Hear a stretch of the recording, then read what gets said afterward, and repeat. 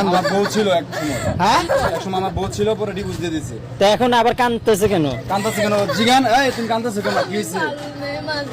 ভাই আমার প্রবাসে থাকাকালীন, হ্যাঁ হ্যাঁ আমি তো ওর বিয়ে করি, হ্যাঁ। বিয়ে করার পরে আমাদের সন্তান হচ্ছে ভাই বাসায়। হ্যাঁ। তারপর আপনার আমাকে ডিভোর্স দিয়ে যায়, ছেলেদের পাল্লায় পরে আমার ডিভোর্স দিয়ে দিচ্ছে, বুঝছেন?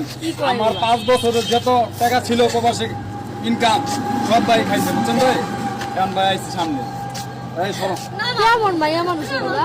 হ্যাঁ এই আপু এটা কি করে নিয়ে না?